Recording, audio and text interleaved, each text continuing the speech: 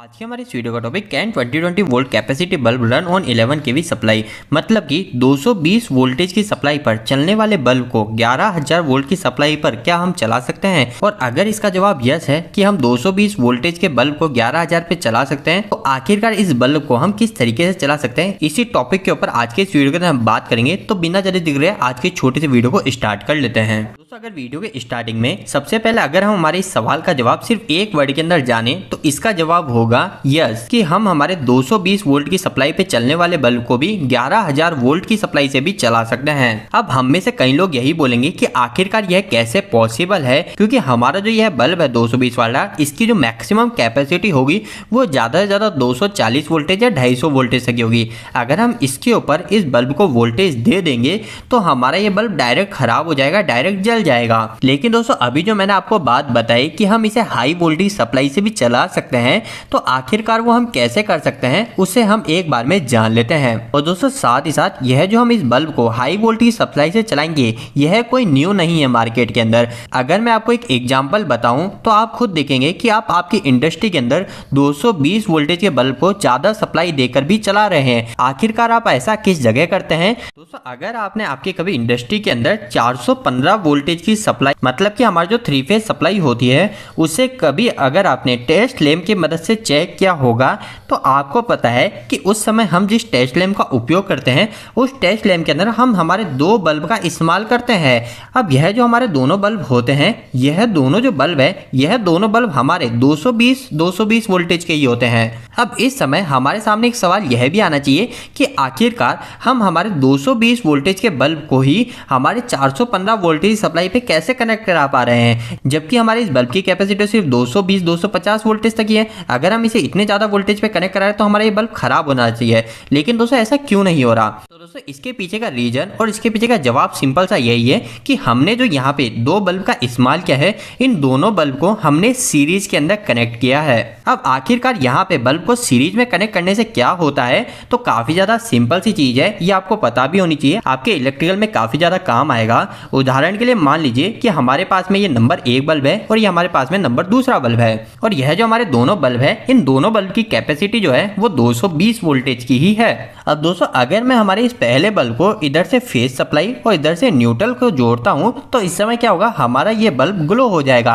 अब यहाँ पर हम सभी को एक चीज यह सोचनी चाहिए कि आखिरकार हमारा यह बल्ब ग्लो क्यों हो गया। यहाँ पर हमारे सामने एक और दूसरी कंडीशन भी तो हो सकती है, क्योंकि कई बार जब हम डायरेक्ट फेज और न्यूट्रल को अगर आपस में टच कराते हैं तो उस समय क्या होता है, हमारा शॉर्ट सर्किट होता है। लेकिन हमारे इस बल्ब के केस में हमारा यहाँ पे शॉर्ट सर्किट क्यों नहीं हुआ, क्योंकि आगे जाके तो फेज न्यूट्रल आपस में टच हो रहा है। तो दोस्तों, इस जगह आपको एक बात का यह ध्यान रखना है कि अगर हम जब हमारे 220 वोल्टेज पे ऑपरेट होने वाले बल्ब की बात करते हैं तो इसका मतलब यह है कि हमारा जो यह बल्ब है ना, यह बल्ब अपने अंदर से 220 वोल्टेज का ड्रॉप कर देता है, जिसके कारण हमारा जो फेज और न्यूट्रल की सप्लाई है वह शॉर्ट सर्किट में नहीं बदलती है।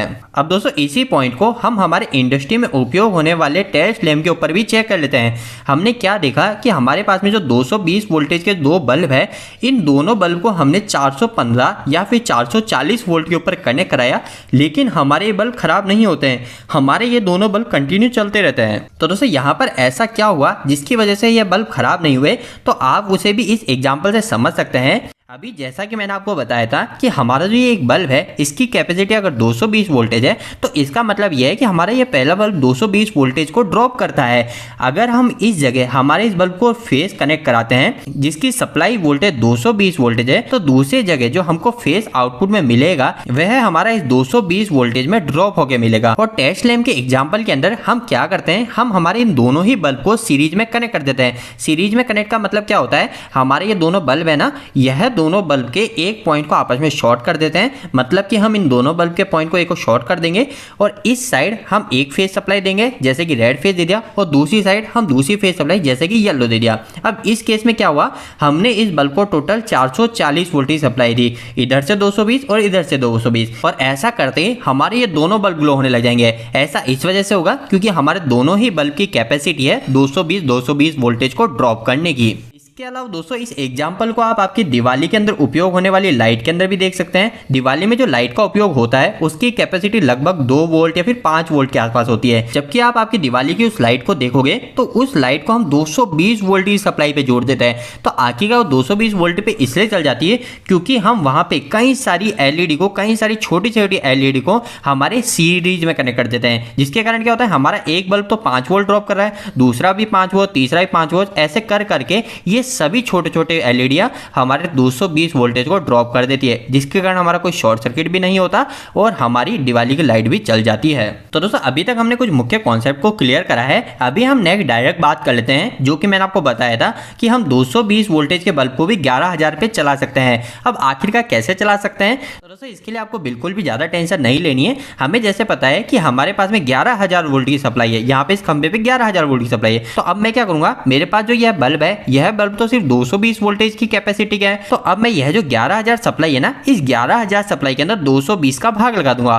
तो दोस्तों इन दोनों को भाग लगाने के बाद में हमारे पास में संख्या आती है, वो आती है 50। मतलब कि अगर हमें 11,000 वोल्ट की सप्लाई पे 220 वोल्टेज के बल्ब को चलाना होगा तो उस कंडीशन में हमें टोटल 50 बल्ब की आवश्यकता होगी और इन सभी बल्ब को हमें सीरीज में कनेक्ट करना होगा। और ऐसा करने के बाद हम हमारे बल्ब को बिना किसी शॉर्ट सर्किट और बिना खराबी के भी 11,000 पे चला सकते हैं। तो दोस्तों उम्मीद करता हूं कि आज के इस वीडियो के माध्यम से आपको कुछ बेहतर जानकारी मिली होगी। आपको ये वीडियो कैसा लगा, इस वीडियो को लाइक करके बताएं। अगर आपको कोई भी सवाल इस वीडियो के प्रति इलेक्ट्रिक, तो आप मुझे नीचे कमेंट बॉक्स में कमेंट करके पूछ सकते हैं। इलेक्ट्रिक वीडियो आप नहीं पसंद करते हैं, आज ही मेरे चैनल को सब्सक्राइब कर लीजिए। आज के लिए इतना ही, धन्यवाद।